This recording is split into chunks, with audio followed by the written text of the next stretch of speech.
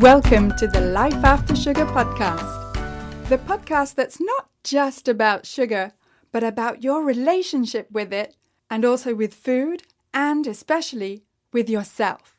So if you want to discover your life after sugar and hear inspiring stories from all kinds of people who also cut out sugar in their way, at their pace, for their own reasons, this is the podcast for you. Because when you take away the sugar, you can finally discover the real sweetness in your life.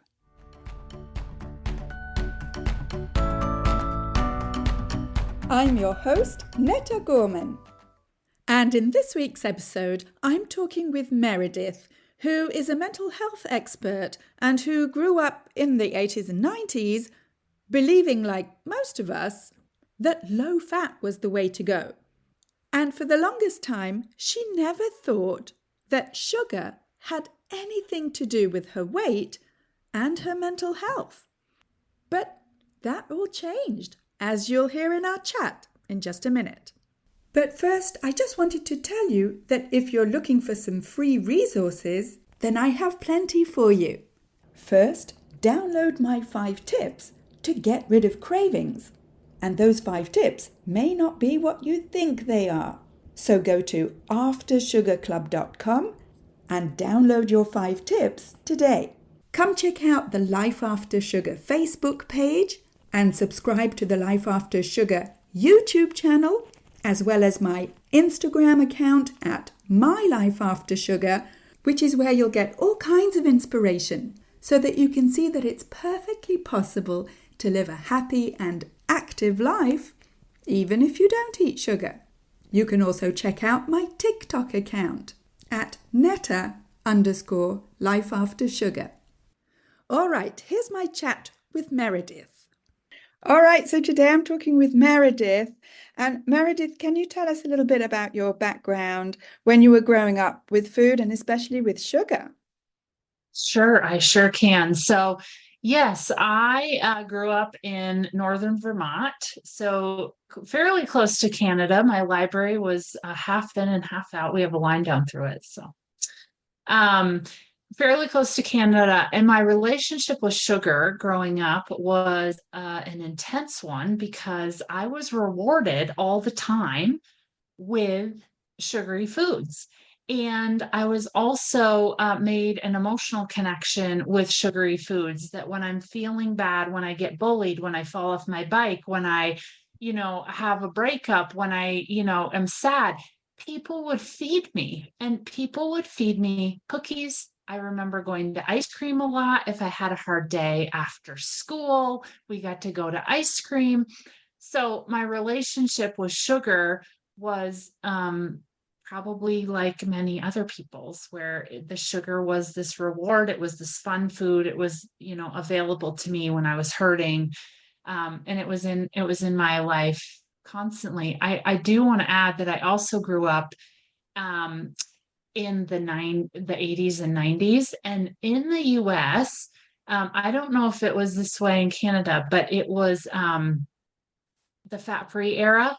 Uh-huh. And everything was fat-free, which meant everything had double the sugar, right? It was like fat-free, but it was like full of sugar. And I remember not touching any whole foods, right? Because like those types of things had fat in them, which I was so scared of. Instead, I would lean toward the fat-free because I thought that was actually healthy for me because I didn't want fat because I feared so much weight gain. Yeah. So I just thought it was fine to eat that sugar. Later in life, I noticed that I wasn't feeling well with all the sugar, and I put 2 and 2 together and have shifted that since. But yeah, growing up, tons of sugar. Yeah. And nobody actually explained to you, because they didn't to me for sure, that fat doesn't make you fat, but sugar can make you fat. No one explained that to me, especially in the 90s. I thought that there was a reason, right, that it was fat-free is because fat must be the enemy here. And it was crazy because I wouldn't eat any fat. I was deathly afraid of fat.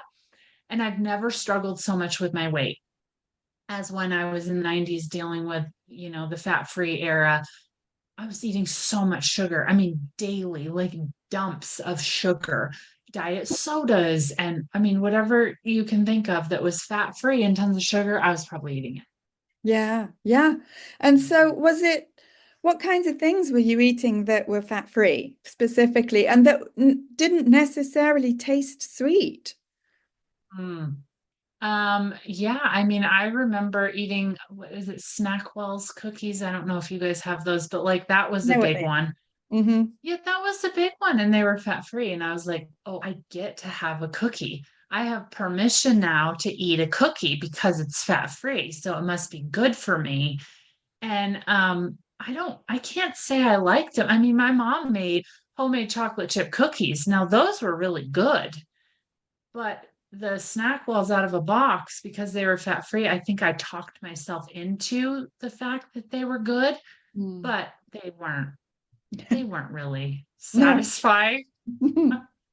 And did you have like fat-free, I don't know, spreads or like prepared foods and stuff like that? Oh my gosh. Yes, cream cheese is coming to mind. The fat-free cream cheese that was strawberry and loaded with, I don't even know what, 100 ingredients and loads of sugar. But I do remember that. I remember, I can't believe it's not butter spray. Like I just remember all of those things that was fat-free for me, like fat-free crackers, fat-free cookies, fat-free the spreads, the ketchup and things, that was fine because it was fat free, so I could just dump that on something. But yes, I do remember that. And when you were struggling with your weight, despite all these fat-free products, Mhm. um, did you feel like you weren't doing it properly or you need to bring down the fat content even lower, or did you feel like it was your fault? Well, for sure, for sure. I was like, I would blame something that I had with fat in it.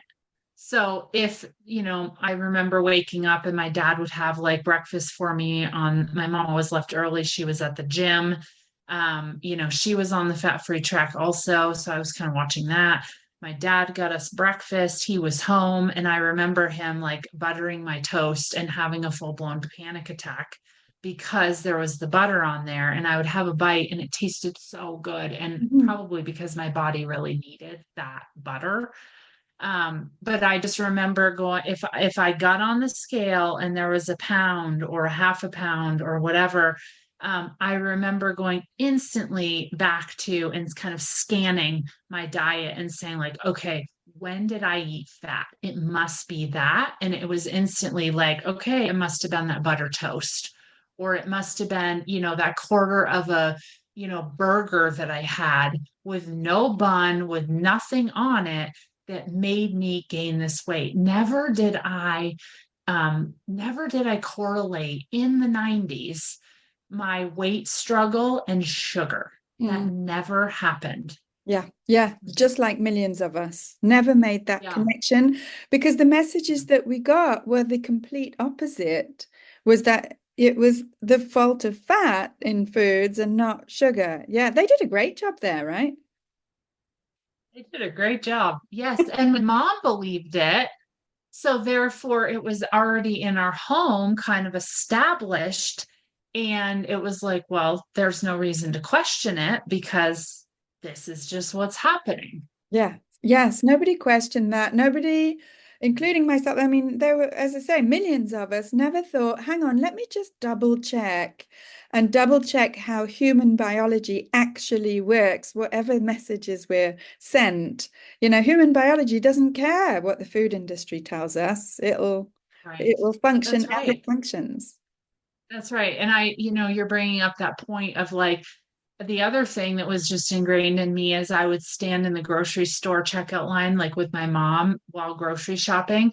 And I just, the racks of magazines at the checkout department of like, lose 20 pounds in 5 days by eating, cookies or some crazy, title on these things. And I remember being like, oh my gosh, I want to know more about that. I want to read that. I want to, and I would scan these things while my mom was in the checkout line, just hoping for an answer and a solution, because I must be doing something wrong.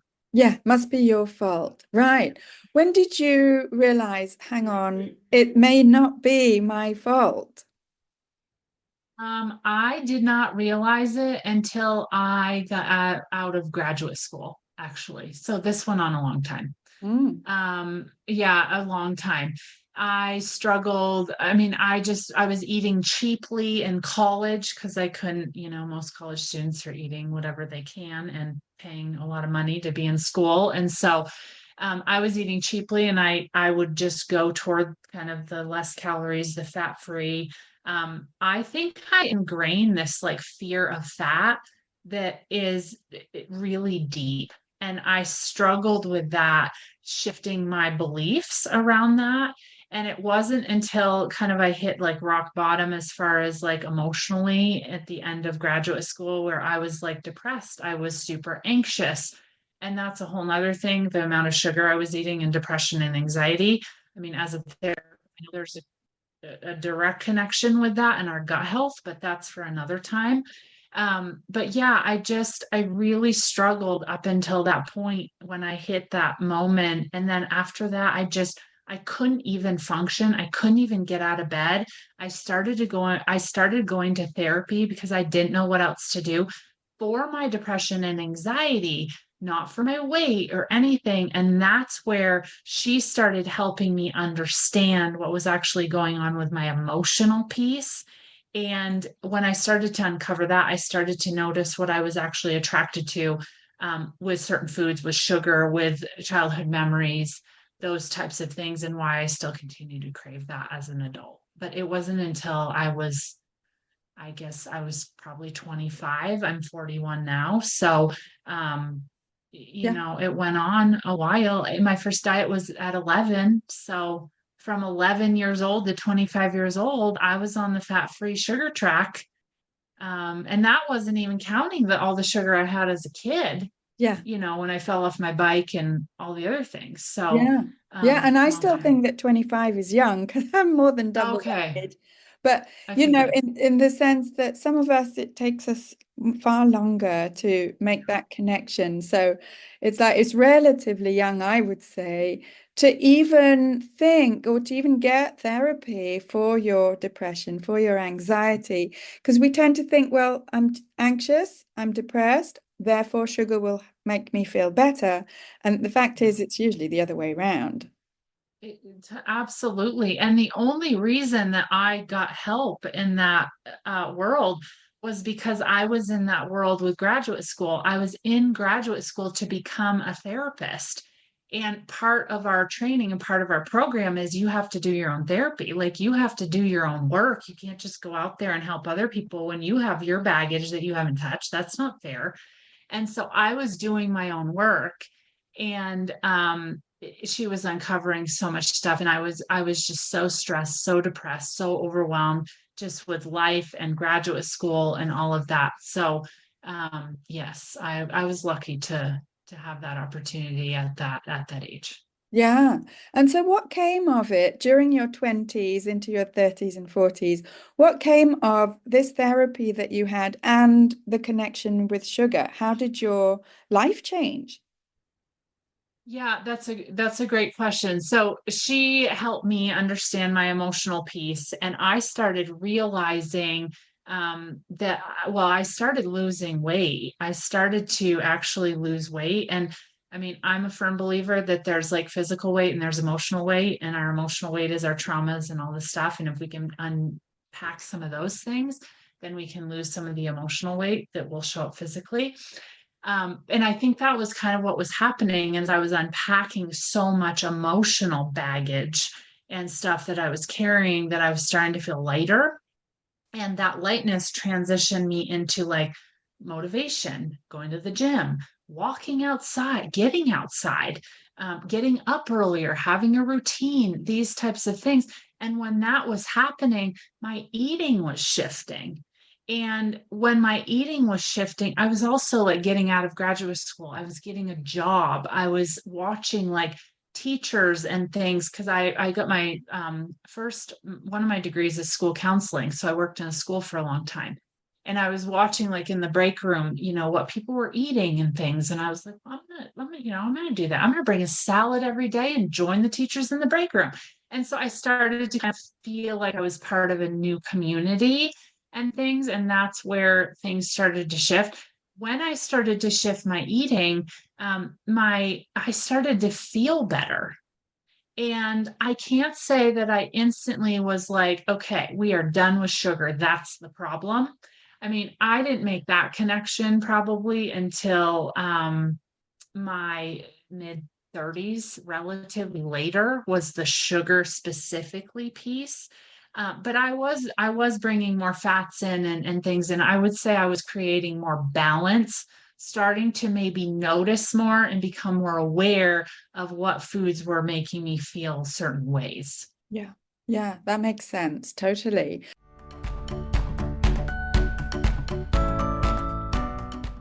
I want to take a quick break to say that if this is your first time here, then welcome and thank you for listening to this podcast.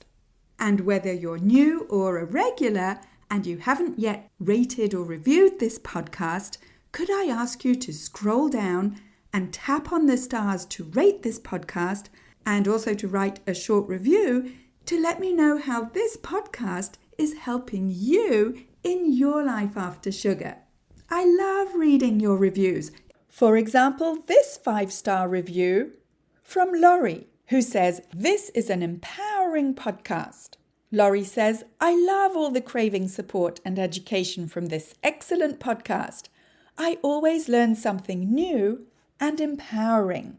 And when you rate and review this podcast, not only does it encourage me to continue making new episodes, but it also helps to share this podcast and have more people see it so that we can help more people feel better and lose weight with less sugar.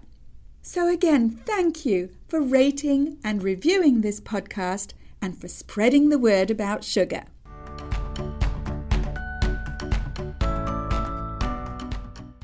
And so, do you think you could have made these changes without the therapy?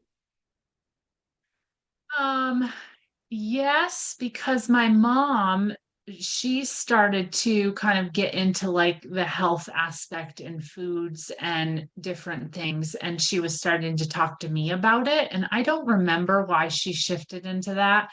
Um, but I think I could have, it would have happened later for me, but I think I could have just because I was seeing her change and do things. And, she's my mom. So I'm absorbing these things from her and kind of noticing and things. So I think so. It just would have taken a little longer. And now it's funny. Now I'm kind of parenting her and saying, like, Mom, like, this is why you're feeling anxious, is because you just ate like cookies and cake and all these things. Like, that's not the only reason, but it's not helping. Yeah. And so I've noticed that I've kind of flipped. I've done a total 180, and now I'm kind of preaching this to you know people that I love, like, hey guys, like, sugar's not really helping you. It's not super good for mental health and health in general. But so it is funny how it's just kind of flipped, and now Yeah. I'm teaching her. Yeah, that's fantastic. Yes. And so you touched on gut health and sugar's role in gut health and in general anxiety and depression, mental health. Can you tell us a bit about what it is that you found for that relationship between sugar, gut health, and mental health? Sure. This comes from experience as a therapist. I've been a therapist for 16 years, and I have my own practice. And I've seen, I don't even know how many clients, tons and tons of clients. And in the beginning, I didn't touch anything with health. I just saw my clients, they were struggling with anxiety, depression. They'd come in, we talk about it. They might go get on an SSRI or something to help them. They'd come in and say they feel better. Later on, I was starting to kind of notice that people that were transitioning their diets and shifting their diets were reporting different things in my office.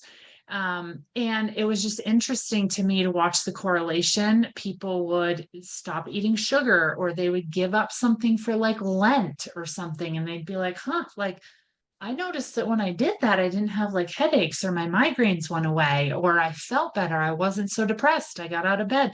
And so my experience was just watching my clients kind of shift over the years. And that's when I started to make the correlation, and light bulbs were going off in my head. And I was like, you know what?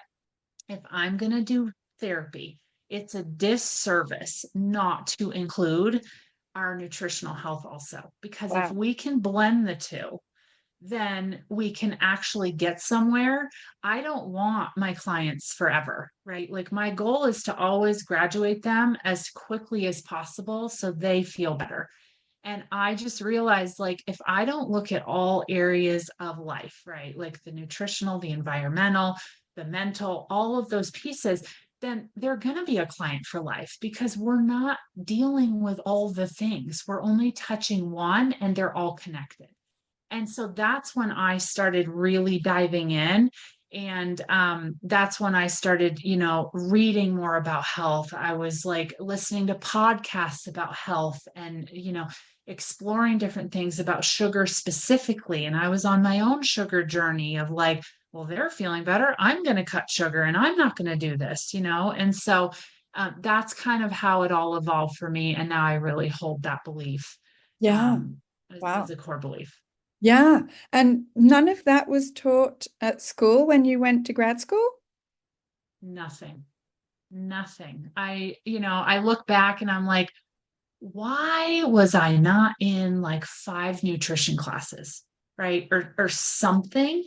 And maybe, I don't know, maybe it's changed, probably not. But yeah, there was nothing about kind of like the gut health. But that was also in, the mid to earlier 2000s. And I don't think the gut health correlation was as explored, or at least talked about. Um, Whereas now it is, and more people, like when I talk to them in my practice, because an intake with me is we touch on this stuff, like, are you taking vitamin D? Like, how much exercise are you getting? What do you eat during the day? And they're kind of like, well, I'm here for my depression. And it's like, I know this is part of it.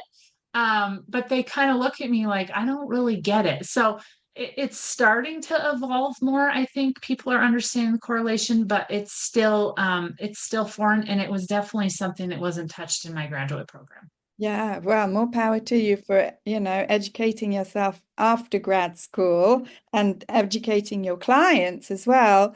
And did I read that 90% of serotonin is actually made in the gut? Yes. Yes, I have read that too. Yes. And then we're feeding it processed foods. I mean, I live in the US, so um, it's probably the worst country when you think about additives and processed foods and hidden sugars and things like that. And it's in there. And I have clients that are like, Meredith, like, I really want to change my diet because I know that it's affecting my mental health. Like, I want to get rid of sugar, or I want to do something. And I'll be like, okay, well, let's talk about that. And they come back and they're like, I cannot believe how much time it takes me in the grocery store to read labels and the hidden ways that they put sugar in things, at least in the US. Sucralose, fructose, like this, that, the other thing. Like, you have to have a magnifying glass to go down through and kind of scan through everything, and find foods that Yeah. like you want to eat but aren't loaded with these hidden sugars. Yes, I think it's even worse in North America because the products they sell, they tell us are foods, and they kind of forget to tell us that real foods don't even have labels, so you don't have to spend hours reading labels. Exactly. That's right. That's right. The hardest thing I think for me is like having kids. I have little kids and I don't want to feed them sugar all the time, but I'll like they'll come back from school and they'll be like, Jenny had a birthday and she brought cupcakes. And I'm just like, oh my gosh, like the food dyes and the sugar and like I just hate that. Mm. And those types of things. It's a struggle. Yeah, there's only so much we can control. There's only so, yes, I've had to kind of just allow life to kind of happen and not lose sleep over it, and do my best. Yes, and that probably helps your mental health as well. That does help. Yes, it's very relieving to just accept and to just know that like you're doing your best and a cupcake is not going to hurt anybody. It's going to be fine. Yeah, Yeah. yes, absolutely. Because Mhm. I often say real life carries on whether or not you eat sugar. Yeah, I like that. Okay, I'm going to hold on to that. Yeah, Yes, it does.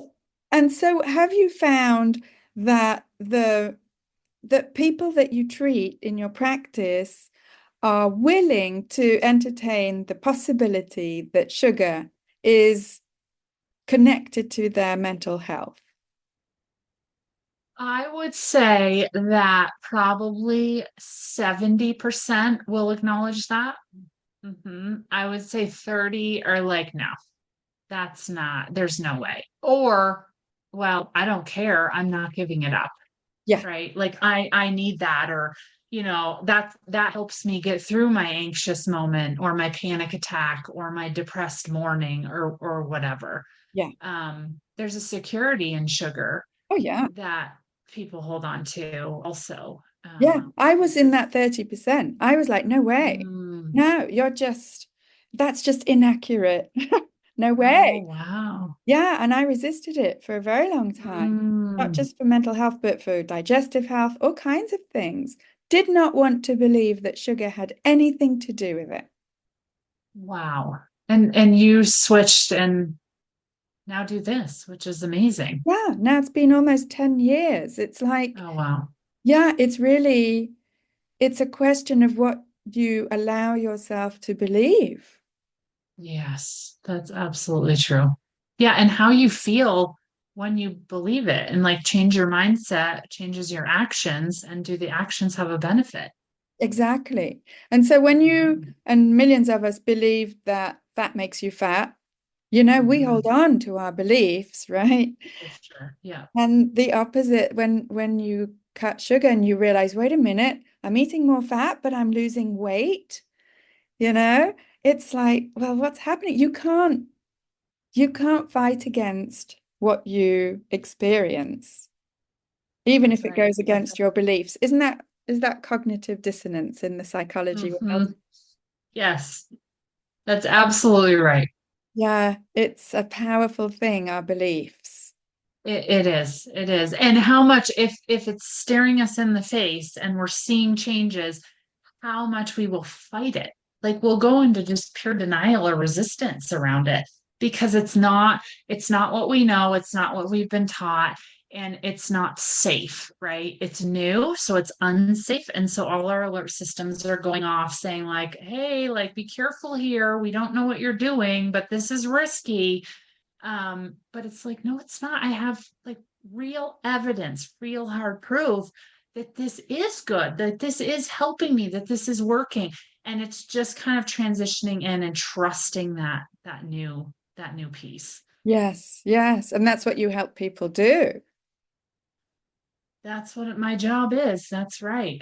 Yeah, Changing those beliefs and trusting them. yeah. Absolutely. Me too. Yeah, Yes, and I you're have doing to, it too. yeah, thank you. And I have to say it's rare. I don't think I've ever met a therapist who also, is into the nutrition piece. And although I haven't met millions of therapists, but I mean Yeah. that for me is relatively rare, a therapist like Mhm. yourself. Yeah, I don't know of a lot of people that intertwine both. There's a lot of like nutritionists specifically or dietitians specifically. There's the therapist, but I don't know of many, especially among my colleagues and stuff, that do both, that look at the health aspect, the nutritional world, and as well as the therapy, and intertwine both of them so we can promote, that healing. And again, I think people could probably argue that you don't have to do that or has nothing to do with it or whatever. There's always an argument.